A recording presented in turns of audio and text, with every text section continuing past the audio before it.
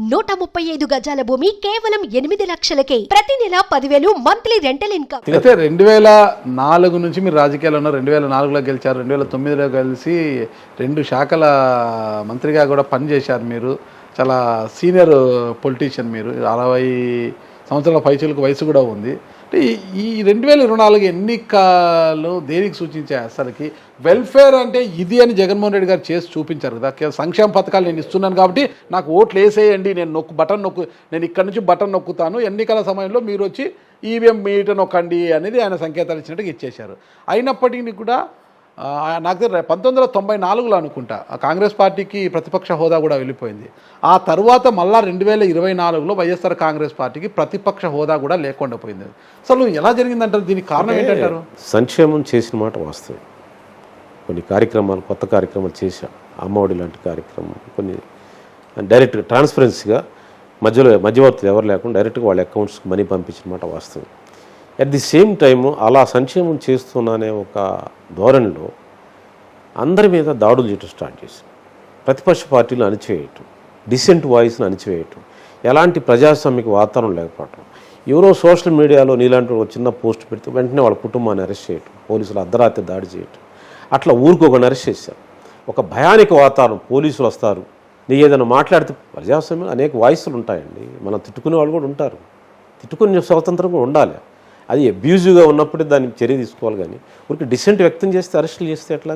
దానివల్ల ప్రజల్లో ఒక భయానక వాతావరణం వచ్చింది. అసలు మినిమం డెమోక్రసీ లేదు, వాస్తవంగా లేదు. నాకు అపాయింట్మెంట్ సీనియర్ నాయకుడు, నాకే అపాయింట్మెంట్ లేదు, చాలామంది మంత్రులకు లేదు, చాలామంది సీనియర్ లీడర్స్కి లేదు. దాంతో ఏమైపోతుంది? ఆ మెసేజ్ కిందకి వెళ్ళిపోద్ది కదా. నువ్వు ఎవరిని కలిసావు 5 ఏళ్ళు చెప్పండి? ఏ ప్రజానికి, ఏ కార్యకర్తను కలిసావు? పాపం నేను గెలిపించిన కొంచెం ఎంతో శ్రమపడిన వాళ్ళు ఉన్నారు. వాళ్ళని ఎప్పుడైనా కలిసావాను? ఈరోజు మళ్ళీ ముద్దులు పెట్టుకోవడం స్టార్ట్ చేశాడు. దాంతో ఒక భయానక వాతావరణం వచ్చింది. అతనిలో ఉన్నటువంటి నెగిటివ్ క్యారెక్టర్ని చూశారు ప్రజలు. చూసి ఇతను వదిలించుకోవాలి, ఈ రాష్ట్రానికి మంచిది కాదు, రాష్ట్రం వస్తుంది. ఈ సంక్షేమం పేరుతో ఇంకొక మోసం జరిగిందండి. పేద ప్రజలకి, ఎస్సీ ఎస్టీ బీసీలకి సంక్షేమం ఇస్తున్నా అని చెప్పి మిగతా సమాజాన్ని బ్లాక్మెయిల్ చేశాడు. మిగతా సమాజం మీరు పెత్తందారులు, మీకు పేదవాళ్ళకి చేస్తున్నానని వాళ్ళ కోపం నా మీద.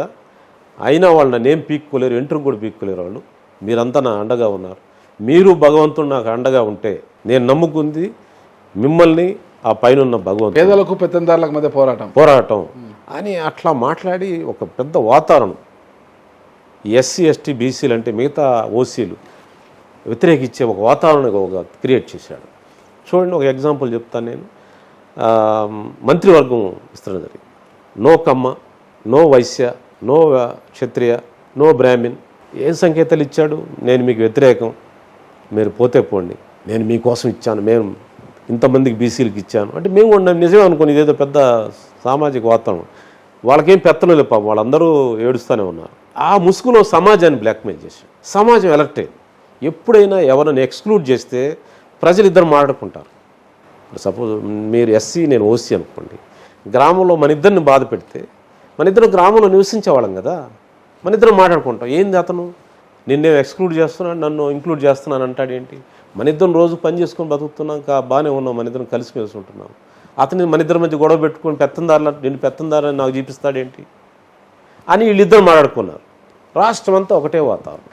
అసలు అంబేద్కర్ జిల్లాగా పెట్టారు కదా కోనసీమ జిల్లా. ఏమో వాళ్ళ ప్రజాపతిని పిలిచి మాట్లాడి వాళ్ళ అంగీకారం పెడితే పోయేది కదా. అంబేద్కర్ గారు లాంటి మహానుభావుని ఒక జిల్లాకు పేరు పెట్టి పెద్ద విధ్వంసం చేయించుకున్నావు కదా. సమాజంలో అలాంటి వాతావరణం తెచ్చుకోవాలన్నా ఆ రోజన్నా నువ్వు తెలుసుకున్నావా సమాజం ఎలా ఆలోచిస్తుందా? మరి ఈ రోజు ఏమైంది? అంబేద్కర్ గారు విగ్రహం ఏర్పాటు చేశారు జగన్మోహన్ రెడ్డి గారి హయాంలోనే, అది వైసీపీ హయాంలోనే ఏర్పాటైంది. స్మృతివనము 100 కోట్లు ఖర్చు పెట్టి దాన్ని 400 కోట్లు. ఇప్పుడు ఈరోజు అంబేద్కర్ విగ్రహం కింద జగన్మోహన్ రెడ్డి గారి యొక్క పేరుని తొలగిస్తూ పెద్ద విధ్వంసం చేశారని వాళ్ళ ఆరోపణ. మీరు ఒకటి ఆలోచించండి. ఒక పెద్ద ప్రాజెక్ట్ నాగార్జున సాగర్ ప్రాజెక్టు జవహర్లాల్ నెహ్రూ గారు కట్టాడు. ఏముంటే జవహర్లాల్ నెహ్రూ గారు బోర్డు ఉంటుంది, ఇందిరాగాంధీ ప్రారంభించిన బోర్డు, కాసు బ్రహ్మానంద రెడ్డి గారు బోర్డు ఉంటుంది.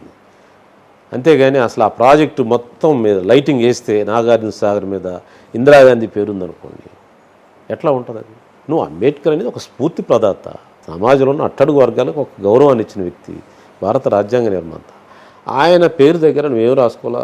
సామాజిక తత్వవేత్త బిఆర్ అంబేద్కర్ విగ్రహం కింద ఎక్కడో బోర్డు ఉంటుంది, ఆ బోర్డులో మంచి బోర్డులో సీఎం గారి పేరు ఉంటుంది.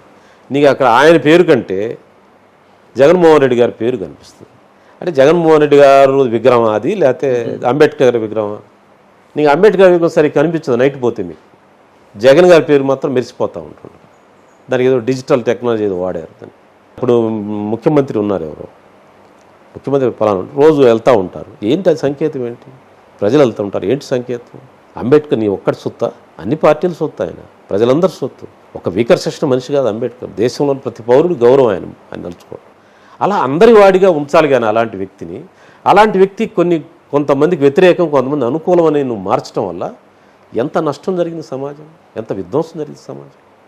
దాన్ని చూసి నువ్వు కోనసీమ జిల్లా పేరు ద్వారా నువ్వు తెలుసుకోవద్దాను. నువ్వు ఇక్కడ మళ్ళీ అదే చేస్తావా విజయవాడలో? దాన్ని నీ పేరన్నా ఏమైనా బోర్డు మీద వేసుకున్నావా? ఆయన పేరు కంటే నీ పేరు, అది తప్పండి. అది కరెక్ట్ కాదు. అది ఈ ప్రభుత్వం ఏ ప్రభుత్వం అనేది తెలుసుకోవాలి.